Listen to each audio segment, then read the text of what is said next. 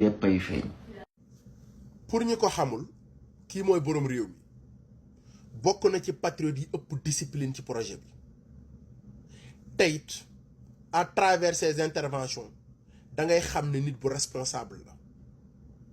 moom boroom réew mi nag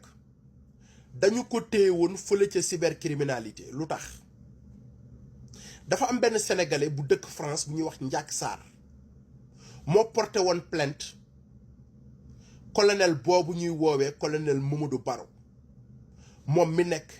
directeuru ARAS depuis 2011 ci jamonoy Ablaye Wade musu fa bougé nekkee fa nag ay loxoor ak ay njuuj njaaj yu doy waar boobu colonel ci dossier am la boroom réew mi àddu ñu jàpp boroom réew mi bëggoon ko yóbbu kaso ci jamono boo xam ne sénégalais boobu dëkk France ñu naan ko Ndiak Sarr moo porté woon plainte colonel boobu waaye colonel bi musul nangoo dem wuy ji yoon ca booba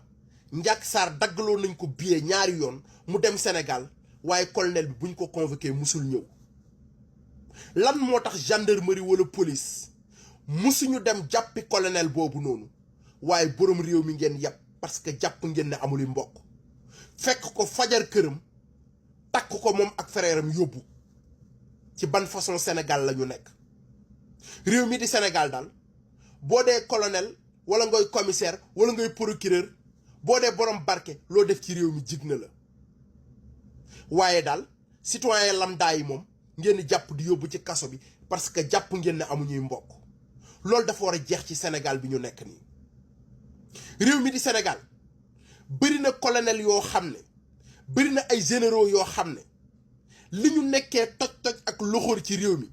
bis buñ ci jëmee loxo dina dar gémmiñ ndax am nay colonel ak ay généraux yoo xam ne ay tool lañu yor ci réew mi auto administration bi la ñuy réformer di ko yóbbu ci seen tool yi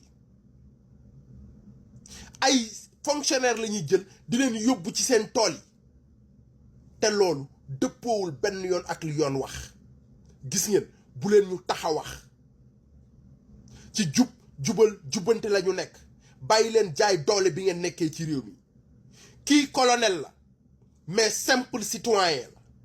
warul falsifier ay signature u jàmbur ñu porté ko plainte ci kanamu yoon ñu convoqué ko mu lànk ne du wuy ji